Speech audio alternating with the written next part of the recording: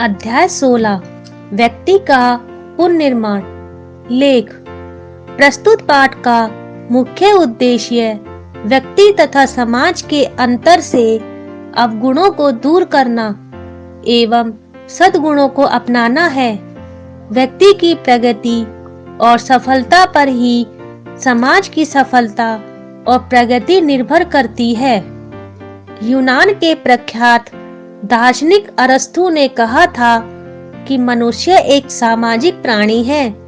व्यक्ति से ही समाज और समाज से ही व्यक्ति का निर्माण होता है। यदि व्यक्ति अपना सुधार करे तो समाज अपने आप सुधर जाएगा। व्यक्ति किस तरह स्वयं का निर्माण कर सकता है, सुधार कर सकता है, इस पाठ को पढ़कर जानते हैं। आज पुनर्निर्माण की चर्चा है। व्यक्ति के नहीं, समाज के, अपने नहीं, दूसरों के।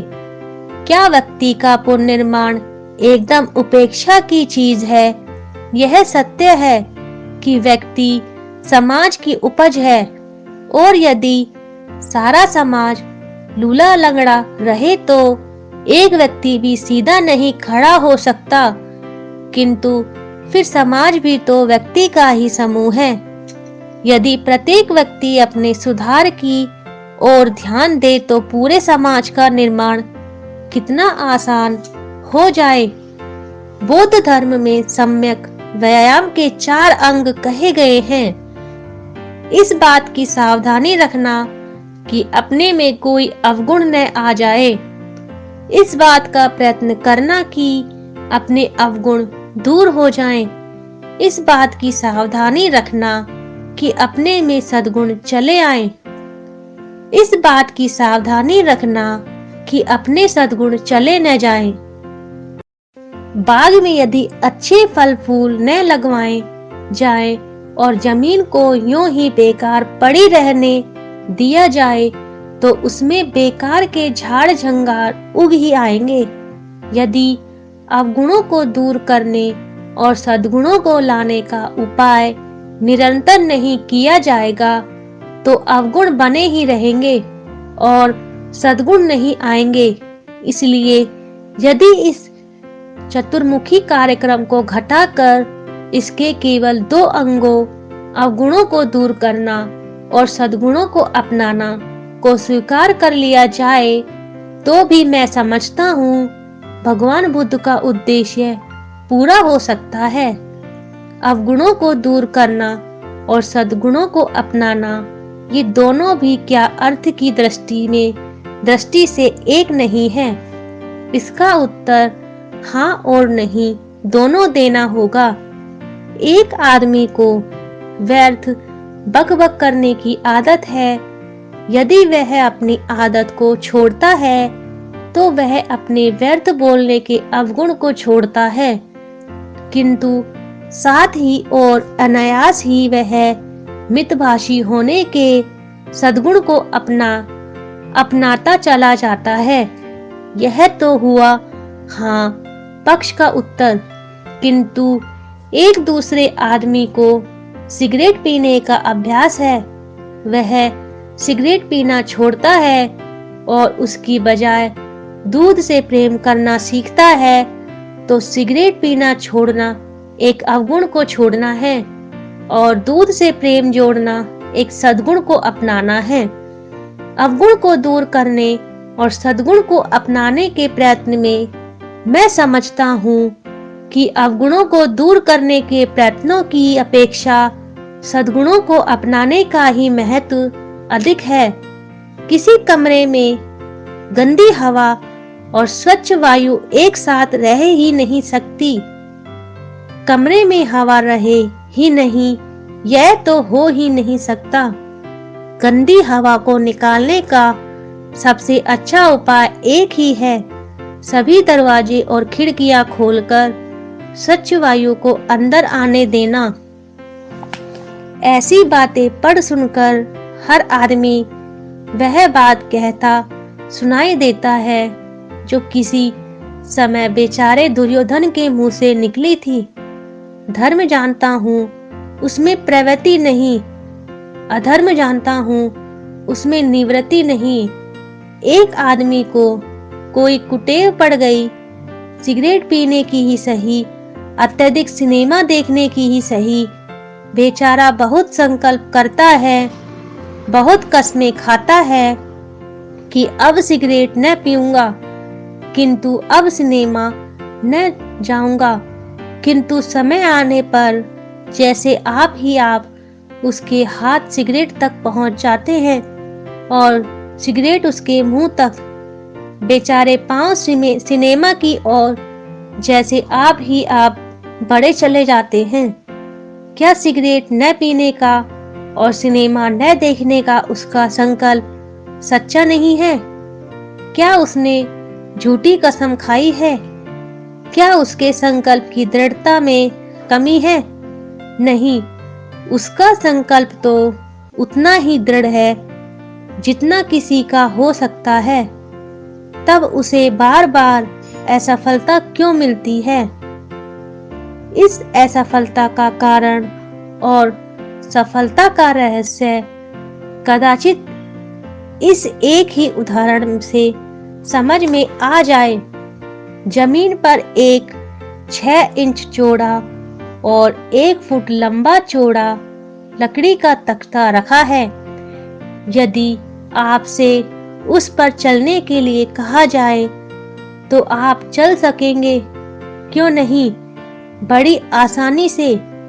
अब इसी तख्ते के एक सिरे को किसी मकान की छत पर रख दिया जाए और शेष तख्ते को यूं ही आकाश में आगे बढ़ा दिया जाए और तब आपसे इसी तख्ते पर चलने के लिए कहा जाए, तो क्या आप तब भी उस पर चल सकेंगे? नहीं। कोई पूछे क्यों? आप इसके अनेक कारण बताएंगे। सच्चा कारण एक ही है, आप नहीं चल सकते, क्योंकि आप समझते हैं आप नहीं चल सकते। यदि आप विश्वास कर ले कि आप चल सकते हैं और उसी लकड़ी के तख्ते को थोड़ा थोड़ा जमीन से ऊपर उठाते हुए उसी पर चलने का अभ्यास करें, तो आप उस पर बड़े आराम से चल सकेंगे। सर्कस वाले पतले पतले तारों पर कैसे चल लेते हैं? वे विश्वास करते हैं कि वे चल सकते हैं, तदनुसार अभ्यास करते हैं और वे चल ही लेते हैं।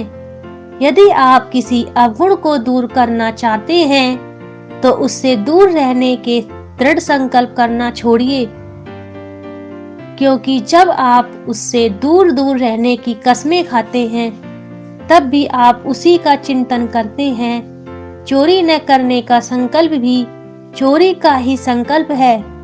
पक्ष में न सही विपक्ष में सही है तो चोरी के ही बारे में। चोरी न करने की इच्छा रखने वाले को चोरी के संबंध में कोई संकल्प विकल्प नहीं करना चाहिए। हम यदि अपने संकल्प विकल्पों द्वारा अपने अवगुणों को बलवान न बनाए तो हमारे अवगुण अपनी मौत आप मर जाएंगे। आपकी प्रकृति चंचल है। आप अपने गंभीर स्वभाव की भावना करें। यथावकाश अपने मन में गंभीर स्वरूप का चित्र देखें। अचिरकाल में ही आपकी प्रकृति बदल जाएगी। यदि आपकी प्रकृति अस्वस्थ है तो आप अपने ही स्वस्थ स्वरूप की भावना करें और यथावकाश अपने मन में अपने स्वस्थ स्वरूप का चित्र देखें। अचिरकाल में ही प्रकृति बदल जाएगी। शायद आपको गंभीरता, अस्वस्थ, शांति की उतनी आवश्यकता ही नहीं जितनी दूसरी लौकिक चीजों की है। उन चीजों की प्राप्ति में यह नियम निश्चयात्मक रूप से सहायक होगा, किंतु निर्णायक नहीं। संसार में प्रत्येक कार्य अनेक कारणों से होता है। यदि दूसरे कारण एकदम प्रतिकूल हो तो अकेली भावना क्या करेगी? कोई तरुण अपने शरीर को बलवान बनाना चाहता है, खाने पीने के साधारण नियमों का ख्याल नहीं करता, स्वच्छ वायु में नहीं सोता, व्यायाम नहीं करता, केवल भावना के ही बल पर बलवान होना चाहता है, यह असंभव है। भावना अपना काम करती है, किंतु अकेली भावना खाने पीने, स्वच्छ वायु और व्यायाम सभी की जगह नहीं ले सकती। जो बलवान बनने की सच्ची भावना करेगा, वह अपने खाने पीने, स्वच्छ वायु और व्यायाम की चिंता भी करेगा। इन अर्थों में भावना को स्वार्थ और साधिकार कहा जा सकता है। सभी भावना में श्रेष्ठ भावना एक ही है, जिसे जैन, बौद्ध, हिंदू सभी ने अपने अपने धर्म ग्रंथों में स्थान दिया है। सभी के प्रति मैत्री, गुणियों के प्रति श्रद्धा, दुखियों के प्रति दया, दुष्टों के प्रति उपेक्षा, सचमुच इससे बढ़कर भ्रम विचार की कल्पना नहीं की जा सकती।